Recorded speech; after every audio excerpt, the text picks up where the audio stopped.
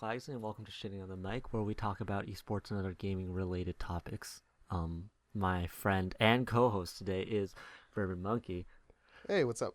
and today we're going over TF2 update, our year in review of 2014, because we're a gaming show, so we have to do that. And the VAC ban wave that happened over this Christmas within Counter-Strike Global Offensive. So, probably to start with, we'll talk about the TF2 update. Prior to this TF2 update, which was what is it? I don't know. The end of the line update? Smithmas update. Prior to this Smithmas update, there was the end of the line update, which to many TF2 regulars was a disappointment. Yeah, okay. We were just talking about that with Dane, right? Uh-huh. He didn't really have any... He didn't have any Okay, opinions. just for reference, our friend Dane, what is he? He does competitive, but like in what league? ESEA? Yeah. He does ESEA Open. Okay. He does like 6v6 stuff. 6v6s. Yeah, 6s. He's a demo man main.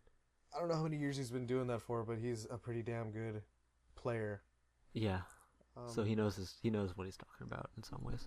We asked for his opinion on the update and what he thought about the nerfs and the new weapons and whatever. And he said he liked the Iron Bomber because it's basically stock with a couple downgrades. Have you used that, by the way? No. It's like you roll the pill. The pills don't roll. No rolling here. That's not the one with the cartoon-looking bombs that it shoots out, right?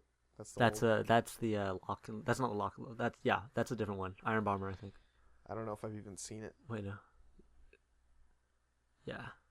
Which is a good way to start talking about it. This is a really Man, good I don't even know what weapon he's talking about. I don't even know what weapon this is. Oh yeah, we were talking to Dane about the new Smiths update, and he actually really didn't have anything to say about it. Yeah, as a pro player, I thought he would have had like a list of like things he wasn't happy about and things like. Especially as a demo man main. Yeah. They nerfed his base sticky bomb launcher, which obviously, as a demo man, is the biggest point of damage in the Sixes scene. I mean, demo man does the most damage. Yeah. Except for maybe Heavy, but Heavy doesn't have that mobility, which is why demo man is the biggest. Yeah, you don't see him in Sixes rollout all the time either. Yeah, that's true. Like the biggest, like outcry for a change against the demo man sticky jump nerf was sticky jump nerf. Yeah, was like a small community of jumpers. Yeah, demo jumpers. But I didn't see any pros crying about it. Really, it was just the pros don't really jump seriously, and they're not gonna.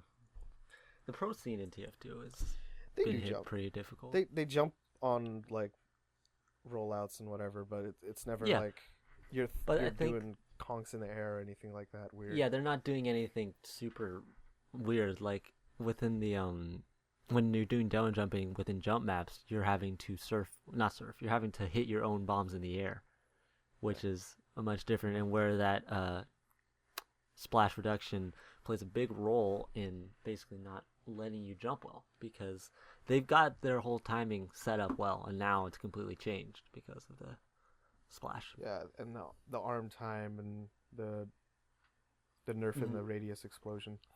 Yeah.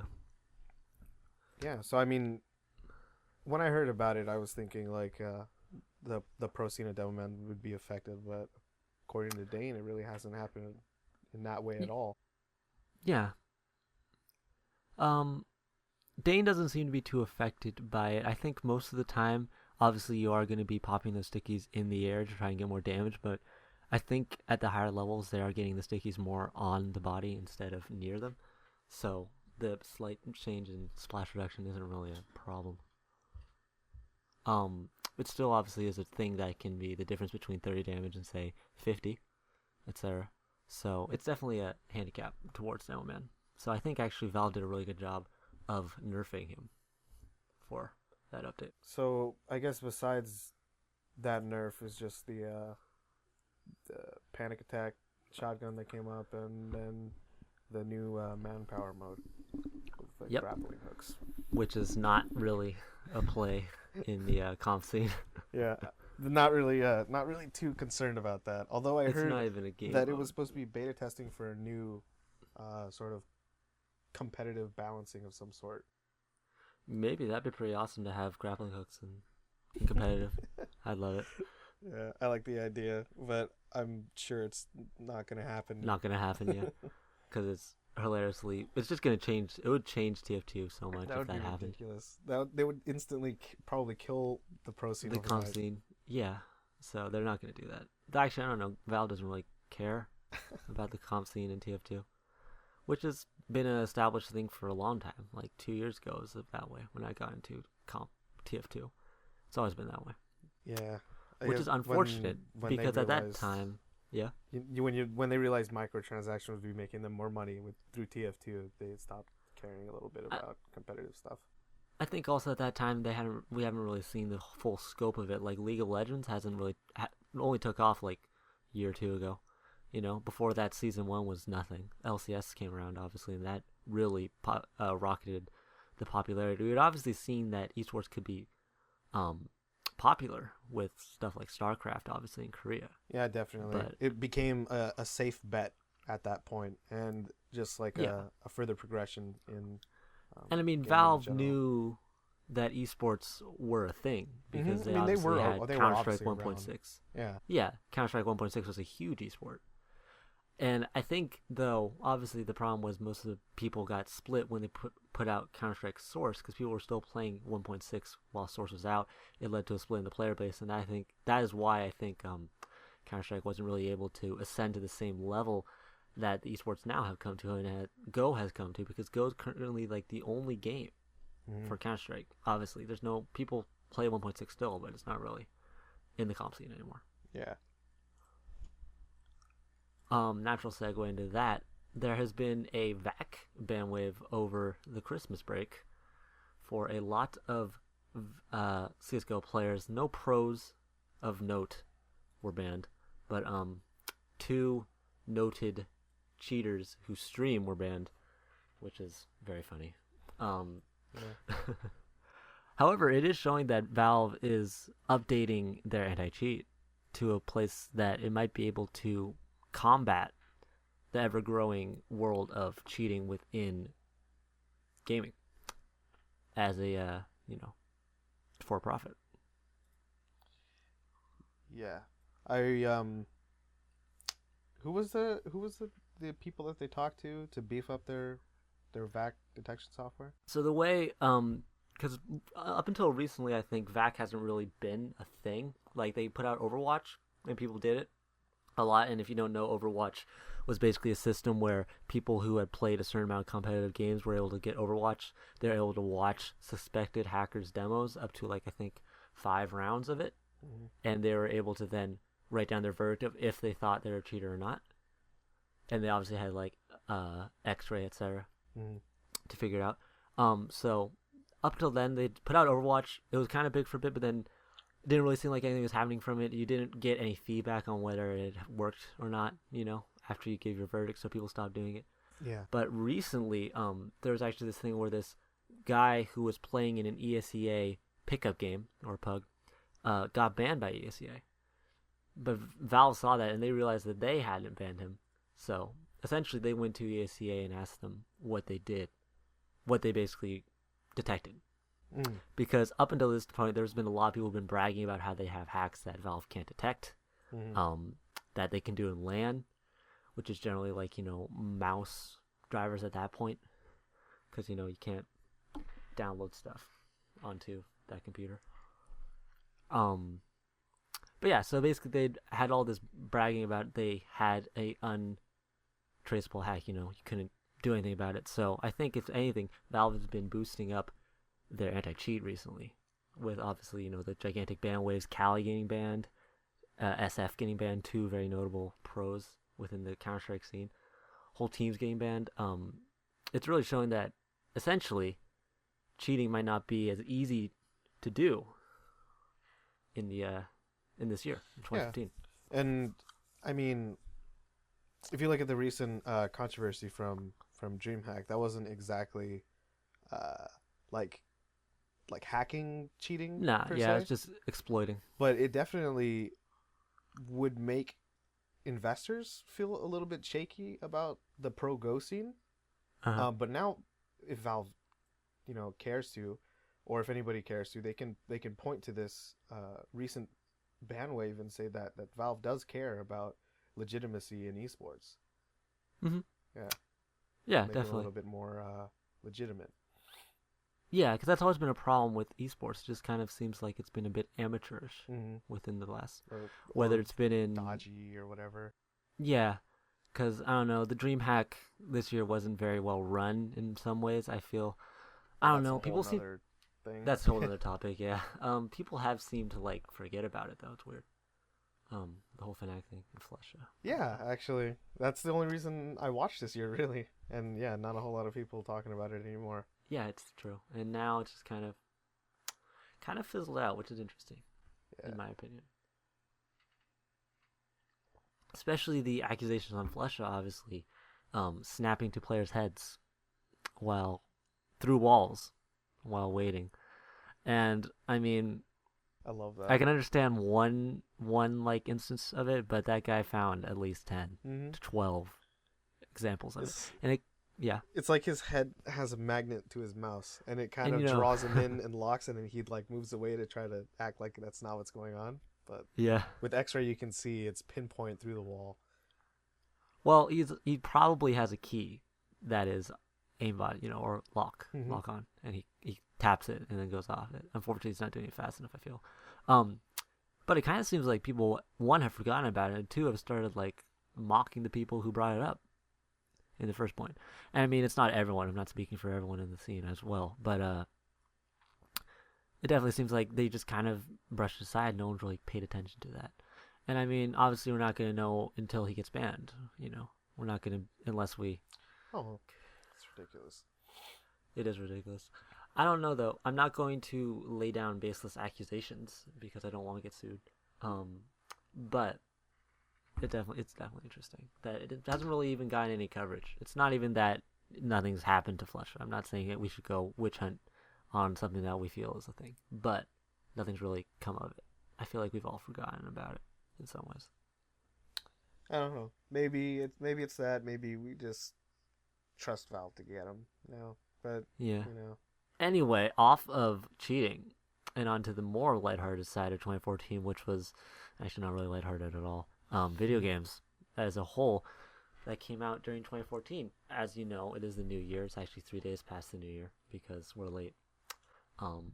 So 2014 is officially over. 2015 has begun. Obviously, there's a lot of stuff coming up within this 2015, such as Halo 5, Grand Theft Auto 5 on PC, etc. But I think we should go over the last year in gaming, whether it be PC, Xbox, PS4, probably mostly PC. 'cause I Wii, haven't- probably mostly PC, yes, but I don't know. There's been a lot of very good Wii U games and 3DS games. Just kidding. No, there has been some good ones. Wii U's been surprising this year, actually. Wii U has been surprisingly good. Yeah, I mean, it helped that they got Super Smash 8, Mario Kart 8, and then Super Smash, and one more. But it seems like there's only really two standout games on that console, which is Mario Kart and Super Smash That's Bros. their good core gaming market. They're always gonna come out with those, but Yeah, the problem is for a lot of people that's not enough justification to buy it unless they're a hardcore Nintendo fan. I was gonna say Bayonetta, Yeah. as an example of why you would want to get a Wii U for stuff like that, but Bayonetta. I didn't even play it. I didn't play it either. It's a spectacle 'Cause it was fighter, weird. a lot like Metal Gear Rising. Uh-huh. You play as like a woman who kills gods with sword. Oh, I know what band it is. I've Oh seen yeah, it. but Yeah. really well received this year, and Oh, a interesting. Nintendo Wii U exclusive too, which is Uh-huh. just insane. Anyway, this year was kind of not really anything, I feel. It didn't really do anything. I wouldn't say it didn't do anything or just nothing kinda sat came there. out. Like it was. I didn't. It Yeah. was pretty lackluster as far Yeah. as triple A games would go. Like the big hyped releases, none Yeah. of those ones were the ones that delivered. It was the ones There's a that either went lot. under the radar or were released Mm. indie. That was There's a lot of indie games or stuff that didn't get a ton of hype that are actually really amazing this year, and it kind of seemed like the big hyped titles fell on their face oh, very very hard. pretty much every single one. Yeah, kind of. Um, yeah, if you think about it, Watch Dogs was critically panned in some Yeah, ways. universally hated. Yeah, universally hated, seriously. Unity, people hated that they basically put out a broken game. Mm. Um, Wolfenstein it wasn't really hyped in some ways. It wasn't like they had their commercials or whatever. It wasn't hyped. Yeah. It was released to almost nobody covering. Well, the part of the issue with that was that everyone said that it was a bad at the E3 prior in 2013 when they had a demo out. Yeah. The people that were there to review the game thought it was terrible, and they told everyone it was terrible. When it released, it didn't have the same like momentum as it did back then. A lot of the wind was taken out of its sails by that point, so it kind of flew in under the radar. But it ended up being a lot of people's favorite game of 2014. Like It looked very polished. I mean, it looked like a good game. Mm-hmm. I thought it was good, but it kind of came out. I saw a little burst of attention, and then it just kind of went away. Mm-hmm. Nothing really happened. I definitely did fall into the category of seeing it in 2013 demos because I watched Rev 3's coverage of E3 2013 like religiously, and then by the time it came out in 2014, I didn't even care about it because in the 2013 when they showed that, it was all of the really boring parts from the beginning. Yeah. Like no real cool stuff. You didn't get to see the physics, lasers, and anything like that. Alternate history stuff, but maybe they weren't ready for that yet. But they just did not have a good showing that year. However, I mean, there were a couple standout titles. I mean, South Park: The Stick of Truth. Now, I mean, I personally don't find South Park that funny because, I mean, they have funny stuff definitely. It's like Scott Tenorman Must Die, brilliant. Yeah. But that was apparently a very good game. Bourbon played it, and it seemed like it was extremely polished for being a licensed game. Yeah, it was.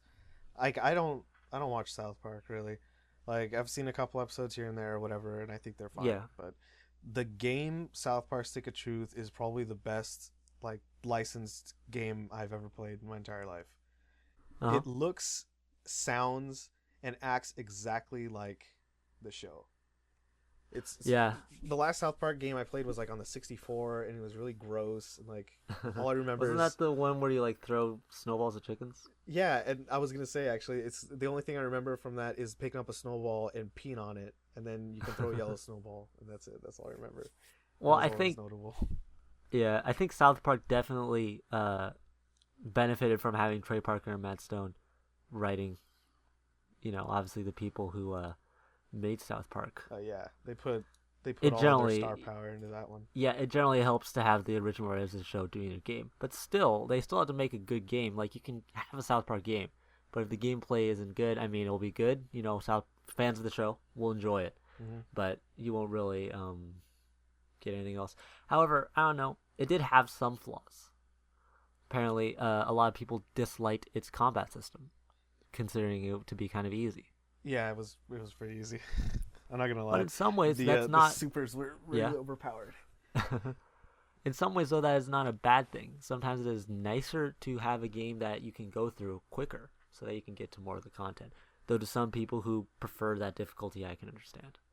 Yeah, I think that maybe the easiness was a byproduct of like bad compensation, because the whole system is based on Final Fantasy turn-based RPG combat. Yeah.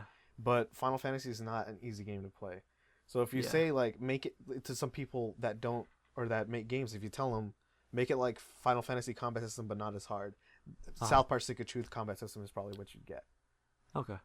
Yeah. However, it only came out on Windows and PS3 and Xbox 360. Do you think it got hurt by the fact it wasn't on next gen? Actually, no, I don't think so. Okay. I mean, it wasn't like the craziest graphically like game. So I mean, most computers could probably run it. Yeah. I'm not sure why it wasn't released on like next gen. I just think it probably could have benefited from the hype of being on next gen because they definitely would have been featured on PS4 and Xbox 360 on Xbox One Yeah, now if that you it were to be mention that. it, like I have no idea why it wasn't released on next gen. Yeah. Also, within the realm of successful titles, Far Cry 4 came out and was apparently a very big success. No, not a big success, but it wasn't bad. Yeah, Which it was is a it was bigger a success success. than I thought it was gonna be. Like Yeah, I love Far Cry 3. I haven't played Far Far Cry Cry 4, 3 but was I've amazing. watched. Yeah, I've watched people play it, and hmm it looks almost exactly like Far Cry Far 3. Cry 3, yeah, which to some people is amazing because they just want Far Cry 3, which in some ways is probably not bad to have Far Cry 3 again. Mhm. You know, I haven't played Far Cry 3 actually. Far Cry 4 actually, I haven't seen anything about it Mhm. I've because avoided like watching most of the story. I watched some gameplay, but yeah, most of the story I've avoided because I do want to play it. I do like how you can skip the entire story by just waiting 30 minutes Yeah, at the start I was starting tempted to cutscene. watch that whole thing that all the way through because that's such a novel idea to me. That if you Uh-huh. just act like you would normally act in the real world and actually wait for the guy, then he'll let you through and the game is done. It just lets you go Yeah. instead of having to fight him. Hmm. However, I do think this year definitely found a rise in some of the more cinematic gaming experiences. Obviously, Telltale Games had a pretty booming year. They had The Wolves Among Us and The Walking Dead season 2. Obviously, they've been quality from even Walking Dead season 1. That was an amazing series. I personally didn't play it because I don't like Walking Dead, but I mean it was definitely very well received. This year they had The Wolves Among Us. They had the Game of Thrones game, I believe. Hmm. They had The Walking Dead season 2, and one more. What was the other game? I can't remember. Either way, what do you think of the rise of the more storytelling games? Because it kind of seems like recently, at least, most of the gaming has been focused on multiplayer in Dota 2, League of Legends, Counter Strike, Go, etc. It seems like a lot of people are making multiplayer games. I don't know. I haven't really noticed it going more in one direction as opposed to the other. Like, It also feels, I think that it kind of, I mean, The Walking Dead is and all those are kind of like point and clicks. I mean, you kind of move and stuff, but you don't really play it. I feel, you know. I guess Um, that's the difference of opinion me and you have with point and clicks. Like, no, I'm not saying that, but I'm saying like in kind of some ways too, like Far Cry 4, Wolfenstein. It's kind of like a run and gun shooter stuff. I mean, there's a story, you know, hmm. but it's not really the same like in depth. The story is the main focus. Hmm. Like in Far Cry 4, it's the animals and the guns, and in Wolfenstein, it's the guns and the Nazis. Yeah, Wolfenstein's as literally opposed Nazis, to the storytelling being the focus in the Walking Dead games. Is that what you're saying? essentially. Or just in general? Just in general for like Telltale games and games of that style. I feel like it's less of a rise in storytelling as it is in a rise of popularity for specifically Telltale games. Mm-hmm. Because if you remember, before they put out The Walking Dead season 1, they were putting out games like Jurassic Park, which Oh yeah, nobody played. that was bad. It was terrible. Like I downloaded it anyway, like Uh-huh. to see Uh-huh. what it was about because I saw a Jurassic Park game that came out and I was like, oh sweet, I love Jurassic Park, and Yeah. it was like the tools were there. I could see like the point and click happening, but there was no story that drew me in from the beginning, like there was with The Walking Dead. Yeah. Um, Interesting. Telltale games did broken out of the inventory. yeah, they did that too. Yeah. Yeah, it kind of seems like Telltale games are just having their boom of popularity. I mean, they started out in 2005. That was their first game that they released. Hmm. And it kind of just seems like they've been just doing licensed games, Bone out of Boneville, CSI, more Bone, Sam Max. But it kind of seemed like up until The Walking Dead season 1, they haven't really had a good game. Yeah, that. They've had bad licensed games or just kind of mediocre licensed games. Well, yeah, I heard a lot of people like the Sam and Max reboot, but Well, yeah, Sam Max was those were pretty like the good. people that knew about Sam and Max before the point and click days on the PC, like back in the 90s or so. Yeah. So yeah, they've they hit that rise in popularity right about 2012. Yeah. So I feel like they're just on an up peak. Like since then, they've been hitting out of the park. Wolf Among Us, Tales from the Borderlands. That was the new one. Yeah. Game of Thrones. They're gonna do Minecraft Story Mode. Yeah, they're gonna do Minecraft Story Mode. 2015, and the season 3 of The Walking Dead. They're just hitting them out of the park. So that's what I mean when I'm saying it looks like it's more of just Telltale Games. A Telltale Games rise. Do you think they can hold that? I'm not sure.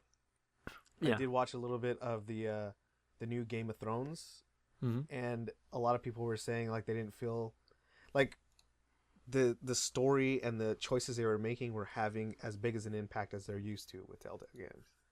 Yeah. So I have no idea. I'm gonna leave that open, like to interpretation and discussion later. But because I haven't played it, but I hope they can, because I really don't want them to fall into obscurity again. Cause me too. That'd be kind of sad, because they have been putting out amazing storylines.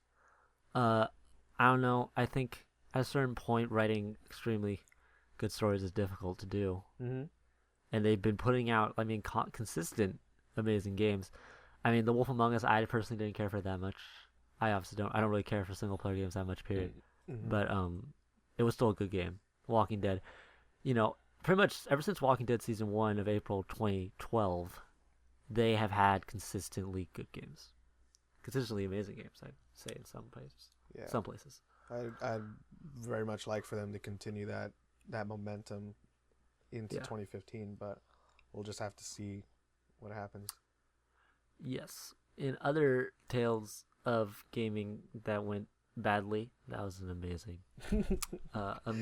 Wait, we weren't even okay. That's fine. That's good. Continue. You can continue. going. We will continue. Master Chief Collection. Oh yeah. So, we have heard from a reliable source that Master Chief Collection was kind of Microsoft's attempt to break into the esports scene, which they have obviously noticed is very lucrative right now. Specifically, with the release of Halo 5 multiplayer. Halo 5 I think is now. Yeah, Halo 5 is now their big one, because they've essentially changed the whole story around to fit into that more of that mold. However, before that, the Master Chief Collection was kind of their attempt at that. It was a mainly multiplayer game. I mean, you could get it for the HD remakes of all the campaigns, but that's not why people got that Halo. They got it basically to play Halo multiplayer. Obviously, they pushed for that 11/11 release date, and it turned out to be very bad for them. The matchmaking was horrible. It didn't work, essentially. Often waiting an hour or two just to get into a match, and then having people drop out, which they were likely to do due to connection issues, and then not being able to have people join your match once it's in session. Yeah, and I'm sure most people have heard about this. It happened a while ago, to be fair. And I mean, I'm pretty sure they have fixed most of those issues. Yeah. But I still think all that negative publicity from having that problem at the start is probably not doing very well for them, unfortunately. Do you think Halo 5 will be affected by that stigmatism toward Halo Master Collection? No, I don't think that it will be. People are always going to eat up the next Halo that comes out. Especially Xbox owners are likely to forget, the bad releases, the bad launches, because they're going to always want to hope for the best. Like, I know I have played Halo 1 and 2 and 3. I used to have an Xbox, and I know the feeling that comes with waiting for a new release, pre-ordering that new release, and getting it in your hands midnight the day of. It's an awesome feeling. People are always going to want that feeling. They're always going to go for the next Halo up until it ends. There's never going to be a problem that affects Halo, in my opinion. Yeah, and of course Halo Beta is now open. So, I mean, most people do know about this, but basically they essentially... up until the 18th of this month. Oh, really? Yeah. Oh, yeah, I guess it's a beta. But anyway, Halo Beta is now open, so if you guys want to get on that, you probably should. I don't know how to get on it, I'm just telling you. But still, they've kind of essentially retooled the entire storyline to fit more of a narrative that would be fitting of an esport. Basically, Master Chief is no longer the last Spartan. It's almost like it's a rank that you can be. Anybody who has the skills to reach that level becomes a Spartan. Mm-hmm. So I think that it's going to be an interesting thing to see how that goes in 2015. I'm looking forward to it. Mm-hmm. I mean, I've always liked Halo, even though I never had an Xbox. Yeah. So you missed out, son. well, I'm sorry. I had a PS3 and it was amazing. I played FIFA on it all day. Mm. However, another story of upstart esports that have been attempting to break into the scene, and in this case has succeeded, Hearthstone Heroes of Warcraft, which came out in early March. So, I mean, it's been out for most of 2014. Interesting, though, it kind of seemed like Blizzard's attempt to just make a casual game. It's not to the same extent as StarCraft is, you know, and definitely not in terms of other card games. Yeah, or even other card games, yeah. But still, it is somehow, in some ways, managed to be pretty gigantic on the streaming scene, on the tournament scene. It's consistently one of the top 5, I believe, in a prize pool. And I mean, obviously, there's a couple of, like Counter-Strike takes up a lot of that. But counting out duplicate franchises, I think it's pretty high up there. And it just seems interesting because it's a casual card game. It kind of relies a lot on random number generation as well to determine it. Obviously, you draw cards, etc. Mm-hmm.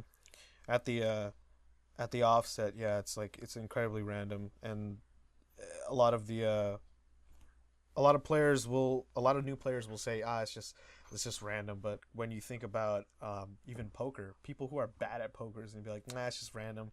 But it's like if you play enough and you play many matches, mm-hmm. it's obvious that the players with more skill do come out on top, and it's the same thing with Hearthstone. Yeah, I definitely think Hearthstone is doing really well, and it's interesting though. They have essentially a core base of like 3 or 4 big streamers. Yeah. And like after that, they have no one in streaming wise, which is to be expected of a game that came out pretty early in March. Yeah, you've got like your YouTube celebrities and stuff streaming the game too, but that's true. Pros within that Hearthstone. I almost said Hearthcraft. Hearthstone scene. There are like a core of like 5 or 6 people that are really high up there. Consistent. Yeah, so that's always interesting to see how the streaming scene is going. I love it that it shows that once a company gets big enough, if they just throw enough money behind a project, like they can and it's good, they can get to a very high place within esports. Mm. Yeah, definitely. It kind of shows that, I mean, if you support it, it will generally do pretty well. Yeah, I mean, like Magic the Gathering has been around forever, but Hearthstone comes out through Blizzard support, becomes some of the biggest prize pools offered in tournaments across esports in total. I think the biggest difference, well, one's on a computer, but the biggest difference between the games obviously is Wizards of the Coast, which make Magic the Gathering. They haven't really come out with a really good online tool. Mm-hmm. To play Magic the Gathering, which essentially means you have to meet in person, and meeting in person right now is pretty difficult. It's gross. People suck. You don't want people. People are horrible. But still, it kind of, and I mean, I don't really think Wizards of the Coast really don't care. Magic the Gathering is printing money anyway for them, so they aren't worrying about that thing. But it'd be pretty. They probably actually take it as a matter of pride that it has remained as only a physical card game. Another interesting thing that has been that has kind of broken onto the MOBA scene, which is basically right now Dota 2 and League, is Smite, which actually came out earlier this year. Mm-hmm. I thought it had been out for a while, but it came out in March. Yeah, you would hearing about it and looking at the SWC that's coming out later on this year, you would think that it's been around for a while and had a lot of time to grow a player base. But yeah, March of 2014. Yeah. Which will actually will be their 1 year anniversary, if that's to be the case, because they came out on the 25th. So that'd be pretty interesting. It'll be interesting to see if it can compete with Dota 2 and League, because I mean, it's pretty difficult to compete with the big two. Yeah, it's MOBAs. Everyone and their mama has a MOBA. It's a pretty hard thing to break into. But Yeah. Smite has done a good job by being a little bit more unique with its camera positioning. And yeah, definitely. It's essentially a first-person MOBA, which I think is really cool. It's well, it's third-person. Every hit is a skill shot. Every spell and skill and technique, and even your auto attack, you have to aim them. Oh wow. Yeah, I think that's definitely a big thing because it kind of felt to me, because I played some Dota 2. I played League of Legends. Yeah. Dota 2 was a lot of burst really quickly. You kind of had to get off your stuff. Stuff happened immediately. Battles were done in 5 seconds. If you didn't get this thing off immediately, you were done for. Stuns lasted for 3 years. Mm-hmm. And it just kind of seemed like, I don't know, they're definitely skill shots, but a lot of stuff was just targeted. Yeah. Meanwhile, it's Dota was based on Warcraft, and those were all direct clicks. Yeah, which makes sense. Mm-hmm. And then you have League of Legends, which is more of a poke meta. You have more skill shots, but you also have more. You have a pretty good balance of skill shots and targeted abilities. And then you have Smite, which is basically all targeted, all skills. Mm-hmm. And Telegraph too. Yeah. So in some ways, actually, Smite might become just the battleground of people who value that sort of mechanical advantage, being able to do that better than the other person. So that could definitely pull some people away from League of Legends and Dota, which would be pretty interesting to see if that does. Yeah, it could do that and also provide a good entry into a MOBA. Because I've played it, and I am so bad at League, I'm so bad at Dota, but I'm okay with Smite. It feels like it's easier. Yeah. On another front of MOBAs that came and they're bad.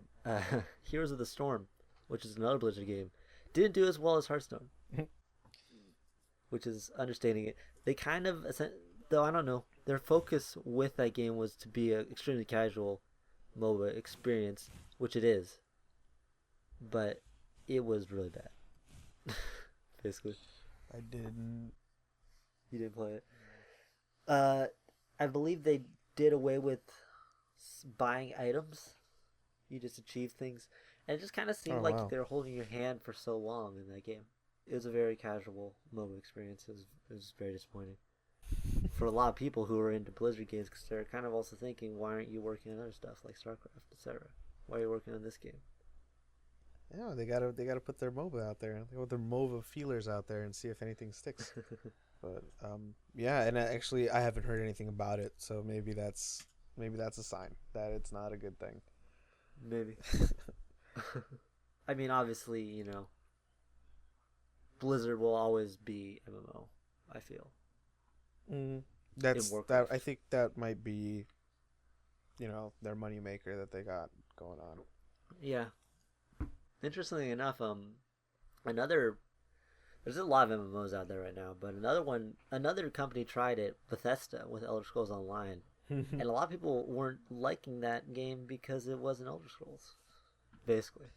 They weren't liking it because it wasn't, or it was? It wasn't Elder Scrolls. It wasn't people were expecting Skyrim Online, and they didn't get it. Yeah, basically.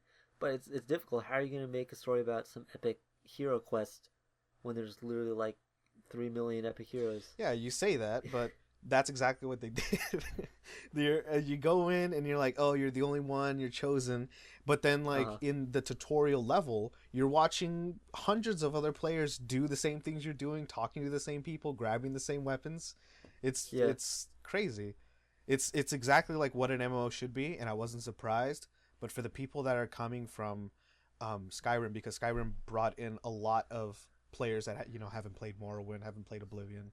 It was hyped, brought in a lot of new players. So when you're coming from that and coming into Elder Scrolls Online and expecting just multiplayer with Skyrim, you're going to be completely let down.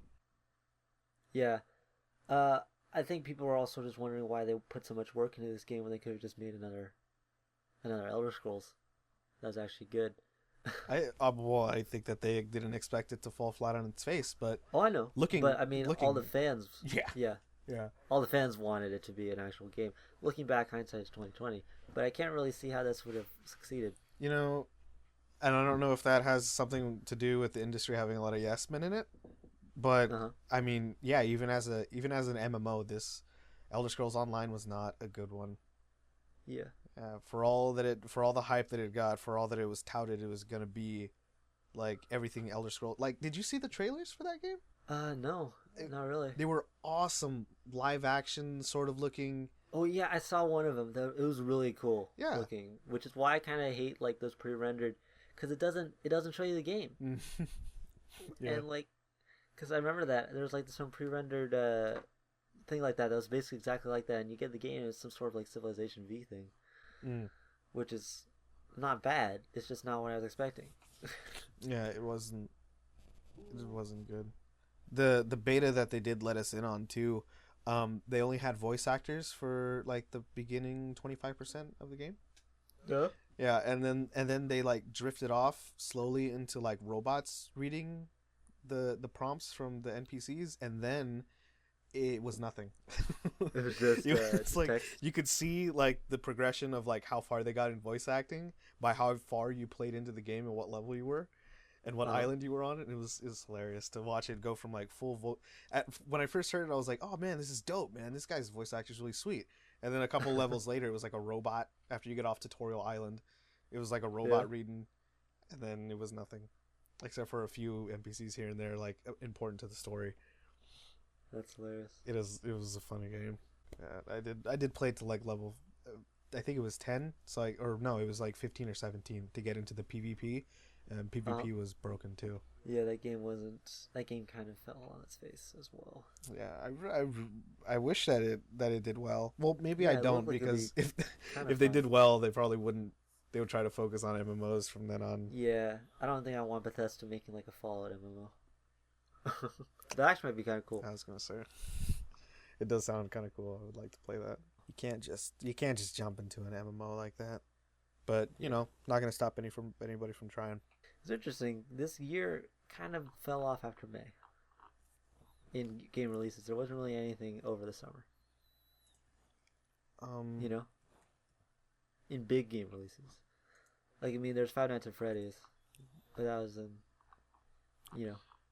Five Nights at Freddy's, FIFA 15. Well, that was in September. Yeah, it was.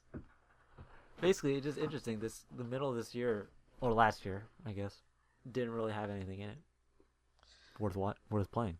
Xenonauts released in June, for Windows, which it wasn't Xenonauts was like an XCOM reboot. From like people. Okay, it wasn't like Enemy Unknown. Enemy Unknown wasn't like a first party XCOM reboot, but they made it a little bit easier for new players to get into. And Xenonauts was a different developer's retake on an XCOM reboot that adhered more to the old style of original XCOM. Yeah, that was actually really interesting. XCOM, Enemy Unknown. What was the name of the XCOM that came out? I think Enemy Unknown, and then Enemy Within was some sort of DLC. Okay. Yeah, that XCOM really took a complete 180 from what people liked about XCOM, and kind of did this new weird first-person thing. Mm-hmm. Well, which is person. Not a good XCOM. The bane of reboots. If that happens, you're not getting a good game. Yeah, but I don't understand why they did that. It's probably easier XCOM, to code or something. I don't know. Well, the other XCOM game that came out a while ago, a couple of years ago by now, was pretty well received. A lot of people liked it, which was obviously in their typical style. And then this one just kind of came out of left field. It was a weird, like, noir sci-fi, which I hate because it's dumb. But you're terrible. It's dumb.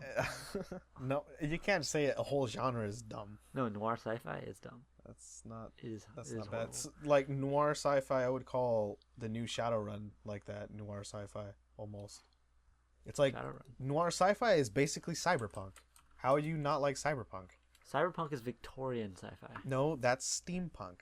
Oh. Cyberpunk is like, think Blade Runner. Dude's like a PI. That's modern sci-fi. You're bad. I can't talk to you. Lethal League came out in July. Really? Mm-hmm. Lethal League was originally a Flash game. Yeah. That they were developing, and then it basically got big. Well, not big. Basically, got kind of cool, so they decided to make it a game. It wasn't a AAA release, like you were saying. Hardly. But yes, it was a good game that came out in summer. That game is one of the best games I played this year. Yeah, I really like that. Like, as far as the multiplayer experience goes, it's just so fun. It's responsive. It hardly ever lags when me and you play together, right? Yeah, it lags when all our friends who are laggy come in. Yeah. Yeah, extremely tight controls. A really refreshing idea. It's not something that's been done really before. Mm-hmm. It's not like Super Smash Bros. Where you go around and punch each other. You got this really weird novel idea of hitting a ball to hit somebody else. But also, it's compounded with it's a very good game because it's very easy to get into, but it has a lot of depth underlying it, which you can do. With bunts. Yeah, you've got bunts, parries, clashes. Yeah. You got your supers that you use strategically. Like, it's got a lot of level of depth in it. It's easy to start out with, but it's hard to master. Which is why it could definitely be a pretty good esport because it has that skill ceiling that I can see. Mm-hmm. Like, I can definitely see that, but and they're still adding to the game as time goes along. So I'd like to see a little bit more complexity, maybe in game modes. Maybe add more players on there, get more maps or something. Because as far as it stands right now, I think it's too limited to be an esport. Yeah. I definitely like a slight way of telling where the ball is going to go. I don't need a gigantic, like arrow. But it would be kind of nice because especially a lot of times you don't know if it's going to go up, down, what angle it's going to be at. Mm-hmm. It was just something that flashed right when you hit it. That would be kind of nice because then you'd see it, you'd have to digest it, etc. Or flash it before it got hit, Something. On the charge up, like right before it ends the charge, it kind of shows you where it's going to go. Yeah, at ridiculous speeds, like, that does become a little bit of an issue. It's basically spam bunt. Yeah, you spam bunt and jump around like crazy. which always seems to work for you. Yeah. Which is very annoying. You're just In another topic of indie competitive releases, Speedrunners was also a game that kind of slipped under the radar. I only realized it because of the Star video where they played it, and that game is really good as well. Yeah, it's one of those games not a lot of marketing was done for, and they kind of left Zero marketing was done for it. Yeah, I didn't see any commercials, but I mean, like, it's a testament to YouTube video gamers. Yeah, because that's where I saw it was completely saturated in terms of like you said, what did you say, Star? Yeah, a lot of YouTube people were playing it. That's where I saw it first, and that's where it gained a lot of its popularity. But that's another amazing, I think, skill based game as well, because it's essentially you're this guy and you're running around, you're trying to win this race against these other superheroes. And you can use grappling hooks, you can jump, obviously, you can jump off walls in certain areas, you can use power-ups such as grabs, rockets, ice rays, etc. Typical stuff like that. It's essentially Mario Kart. But it has a pretty good level of depth, whether it be preserving your momentum through a grappling swing, etc. Or just essentially knowing how to preserve your speed while going through the courses, because the courses are pretty difficult. Yeah, especially the workshop ones. So you got a lot of people making maps for this game that add a lot more replayability as far as difficulty goes. Stock is best. stock is pretty good, but I mean, after you play stock so many times, it becomes less of like trying to navigate the map so much as it is trying to grab the right power-ups and trying to screw over your friends a little bit more. Yeah, essentially. Because at a certain point, you memorize the map. Yeah. Like me. You guys still are having problems with that, apparently. Yeah, like me, I'm good, really good. No, but Nico always has problems with it, mate. No, he's the one who got it the last of us. He got it like one day later. Well, still. Anyway, but yeah, but I definitely think it's interesting too because with the kind of indie games, the map design has been very good for the games I've been playing. Like the maps in speedrunners are amazingly well balanced, I feel. Yeah, I guess. But I mean, there's not much balance that needs to happen when you're pretty much going down one path. Maybe sometimes they'll get crazy and throw in another separate path for you to go in, but it has a lot of separate paths and it has a lot of random shortcuts that we didn't know about before. And we're still figuring out a lot of things within that area. Also, they set up the path so that essentially you can preserve your speed in a certain way. If you know how to run it, you can go down there immediately very fast, which is kind of nice. Mm. It essentially rewards having played the map before, knowing the map, etc. Yeah, but What? Nothing. I was gonna say yeah, but that's with any map really. But I can see your point definitely. Yeah. Like that crazy. I don't remember what map it is, but if you swing way up before you come down and preserve your momentum through the swing and throw yourself across, you can skip like a whole 5 to 8 seconds that everyone else has to run through. Oh, it's basically which is gigantic. Yeah. Which is gigantic in speedrunners. Yeah, it's insane. Yeah. I think our analysis of 2014 has been pretty good. I think to wrap up, we're going to have our top 3 games of the year. Right. Top 10 was too hard for us. Because I could definitely think of 10. I just, as an interest of time. Uh-huh. All right, go ahead. Right off the top, even though maybe it wasn't good, yeah, it was definitely the most notable release for me, and that was Assassin's Creed Unity. Really? Yeah. That game sucked. That game, I did not play it all the way through, but I did watch and hear enough backlash from the launch to really pay attention and try to watch the criticisms that were coming at the game. Mm-hmm. Frame rate issues, glitching, AI bugging, falling through the map, just crazy amounts of stuff happening there. But I really feel like this might be... Oh, and then after all of that, Ubisoft gave what they were essentially hiding away for their season pass, gave it to people for free, and then mentioned, oh, but next year's Assassin's Creed is going to be way better. Like, it was hilarious, like, how much backlash they got and how they dealt with it after the aftermath. It was just such a train wreck of a release. It was so great to watch. But I really feel and I really want, like, this to be a wake-up call to people who pre-order Assassin's Creed games or even pre-order games in general. Because a lot of people are saying, don't pre-order games. You're just encouraging people to release broken games every year. And it's true. Yeah, makes sense. Mm-hmm. I'm wondering if it's gonna be a wake up call or if it's just people are gonna forget about it again. It kind of seems like they already have, unfortunately. I haven't until the next one comes out. Until the next one comes out, maybe we'll talk about it. Yeah. For me personally, we'll go. Yeah, we can go like one after the other. That's fine. I think that's a good idea. Battle Block Theater or Battle Blocks. Technically, this game came out on Xbox last year, right? Yeah. Well, last year, because we're in 2015. But it came out on Windows and Linux. But it came out on Windows this year, so I think it still applies. Battle Blocks is probably one of the best co-op games I've played recently. It's so fun. It is amazing. The level design is really good. The puzzles are hard, but not impossible. It's a really good platformer.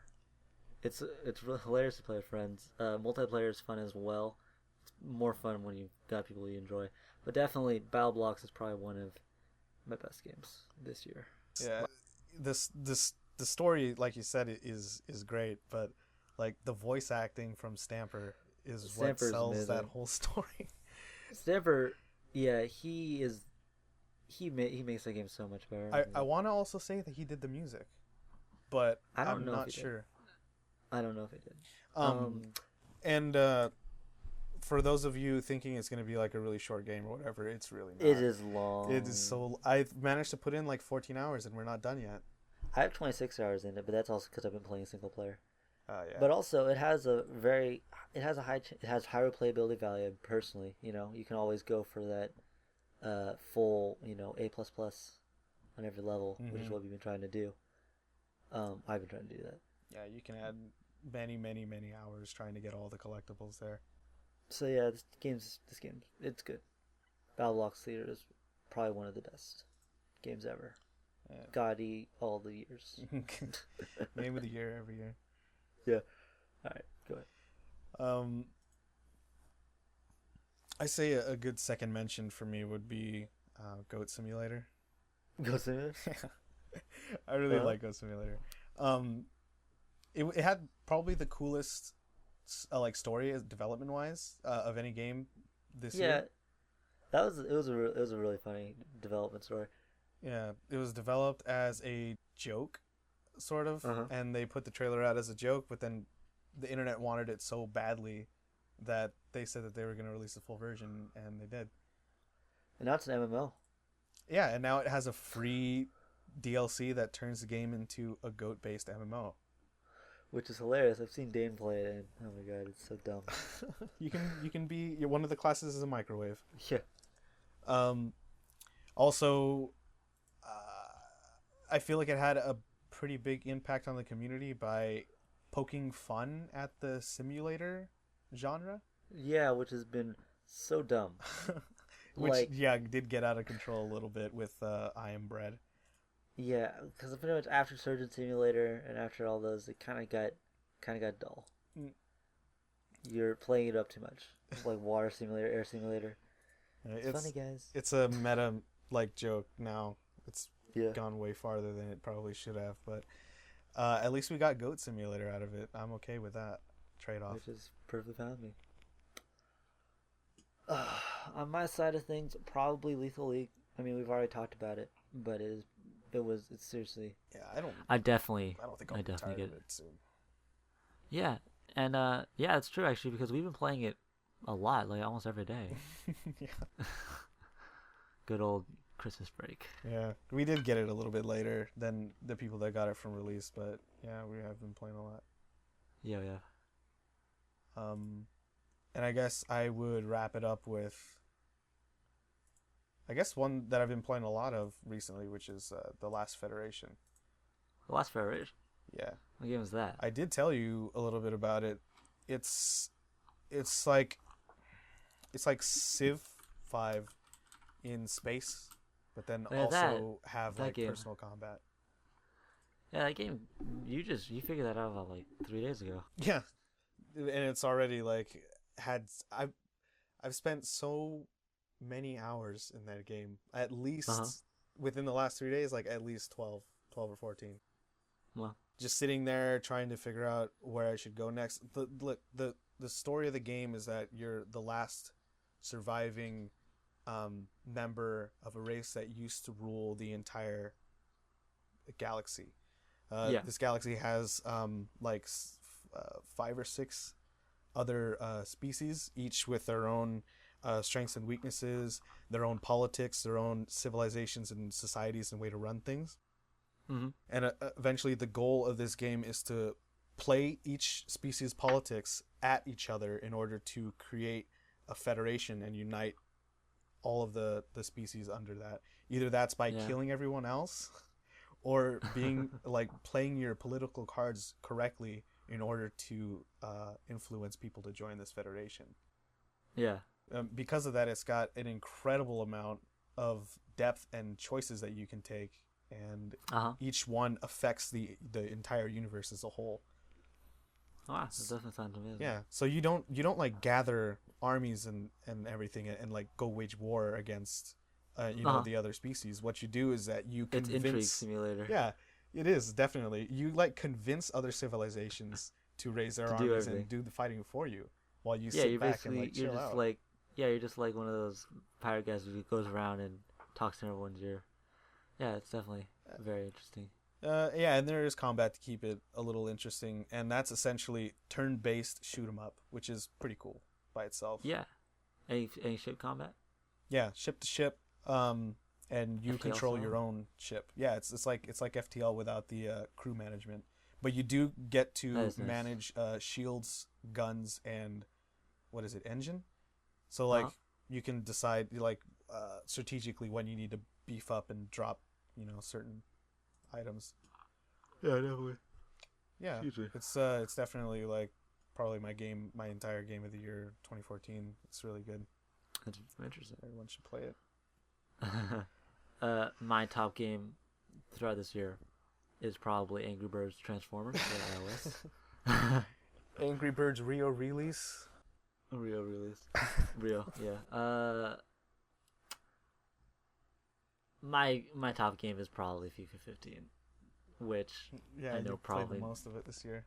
Yeah, no one likes sports games, but I don't know, it's really good. I don't know. It's like out of the park baseball for soccer people. No, it's not. That would be a Football Manager. Oh.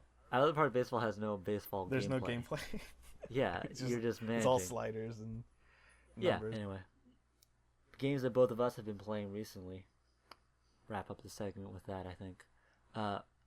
Brothers: A Tale of Two Sons, which is probably the only single player game I finished. Mm-hmm. Actually, it's the only game I finished. Period. I don't think I've 100%. I haven't 100% completed it, but it's the only like storyline I've completed ever, and that game is probably the best. But it is really good. It is really nice.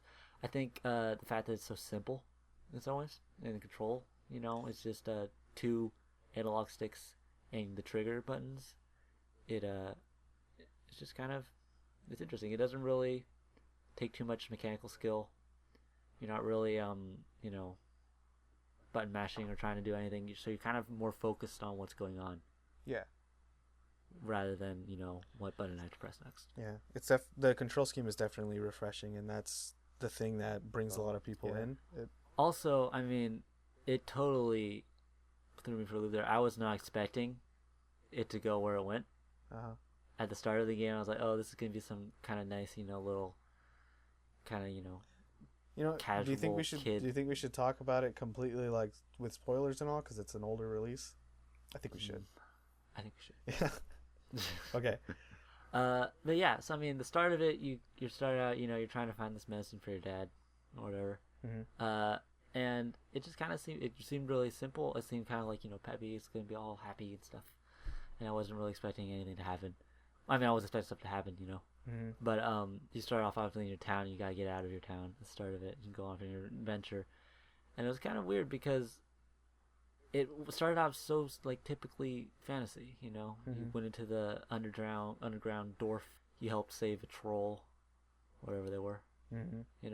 And then the game just kind of started taking a weird turn, and not weird in a bad way. Weird in like a dark, like real way. A dark real life, yeah. Like you think about kids that have never been outside of their village, and then all of a sudden they have to go very, very far to find a very rare thing, and like all the dangers that could happen there. Up until that point, you were like meeting friends and seeing cool stuff, and then all of a sudden you're fighting for your lives against huge wolves. But yeah, it kind of seemed like that was the transition point of the story, because all before that had been kind of nice. Yeah, and what's funny about that too is that the demo that was shown at the E3 prior for that game just showed like the cool adventure part. So I mean, people were obviously like pretty excited for the novel. Wait, did it end at the adventure or something? I think it ended right outside of the village.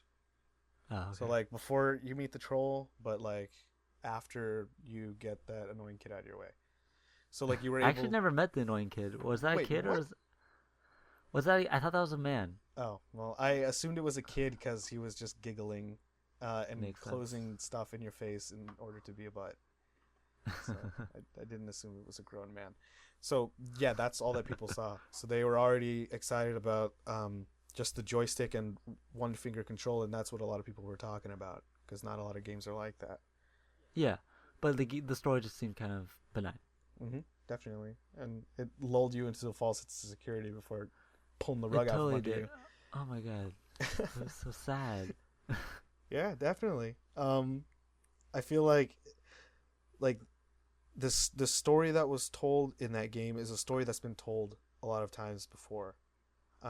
Maybe not to the extent of like reality that this one might have, which is why it had such an impact, because they did it so well. Yeah. Yeah, but definitely the inventor scene was essentially a mood shift.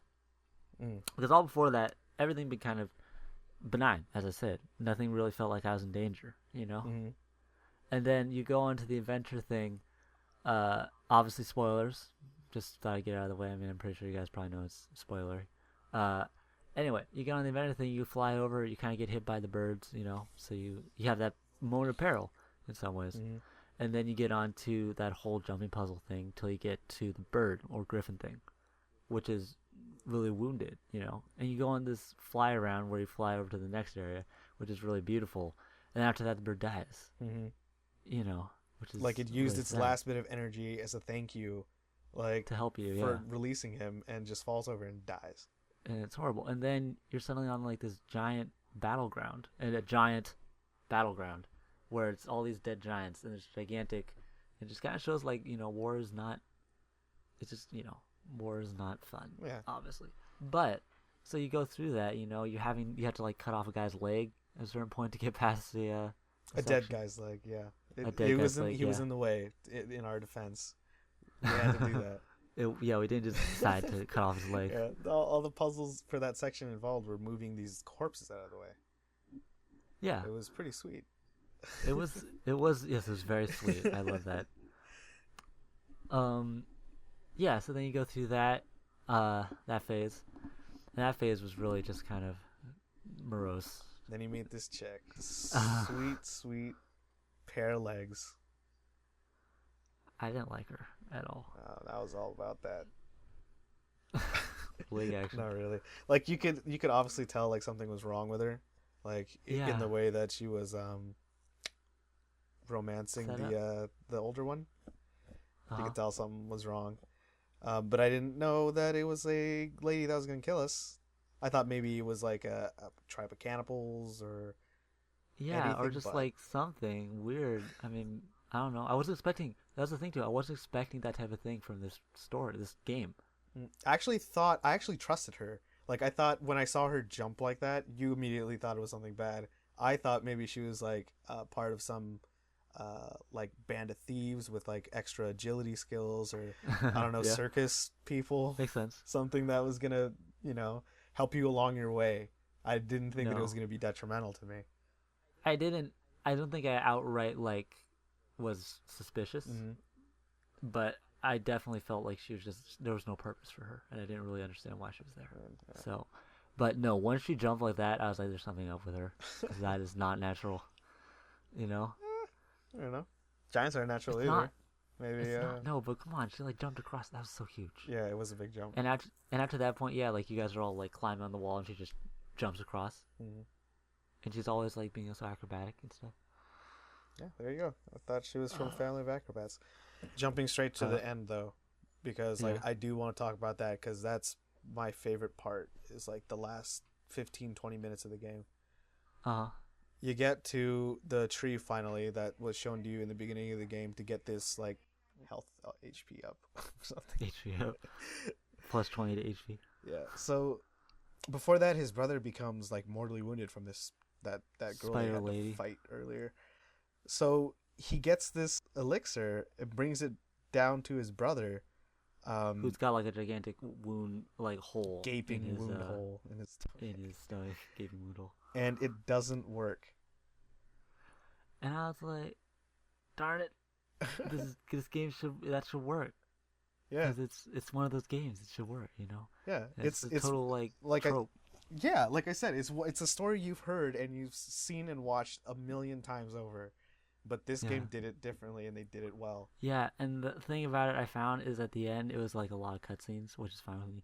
Well, not cutscenes, kind of cutscenes really, but at the end of it, you're playing as the little brother, and the little brother can't swim, like because he saw his. Partially, I think, because he can't swim, and partially because he saw his mom drown, so he's probably scared of it. Traumatized. So throughout the entire game, he's always having to grab onto his brother and swim. So at the end of it, obviously his brother's dead. He comes over because actually, apparently, the owl thing comes back, which they never really explained. He was tired. Well, yeah, I guess. Anyway, the owl thing gets back, and he flies him back over. So they go on to that thing, and basically he comes at the thing, but he has to swim across to get to it. And throughout this entire time, I believe you've been using the right trigger to control his actions. Yeah, the younger brother. Yeah, the younger brother's actions. So like you move him to the water, and he like shakes his head no. You press the trigger and it doesn't do anything. So like it took me a couple seconds, but after that I tried the brother's trigger, and it was really cool. Basically, like it's like he's using his older brother's power to will himself to do all this stuff, and he's kind of like he could come of age if you think about it in the super cliched version. Yeah, but he's able to use like the memory and thoughts of his brother. It actually like flashes the brother on the screen a little bit while you're doing this. Flashes the brother on the screen. It has his voice. Yeah, and it psychs up the brother to be able to swim in the water. Yeah. It was also really sad because at the end of it, they start him off like next to this stone pile, and I think it's kind of like take a break from adventuring. The problem was at the start of the game I went the wrong way, so I already had played with this pile of stones, so it's like double sad. Yeah, it's like a whole tie-in, nice neat little package for you. Yeah, seriously. And I didn't have that experience, so that was just an extra thing that you got, which was pretty sweet. Yeah, because it was really sad because I made both of them throw it. I made both of them throw the stone, and then I couldn't because the other one was dead. And it was really sad too because like throughout it was like when they transition between scenes, it goes to full black, right?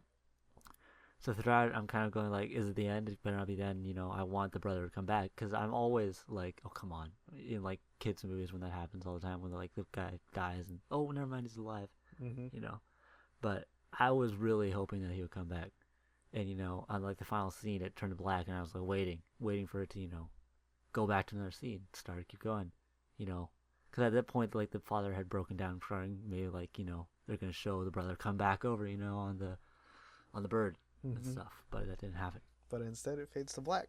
Moves on to the next scene. Moves on to the credits, and then I was like, I knew it was over, but that's still, I don't think it took a lot of courage for them in the story to not bring him back. Because everyone wanted it.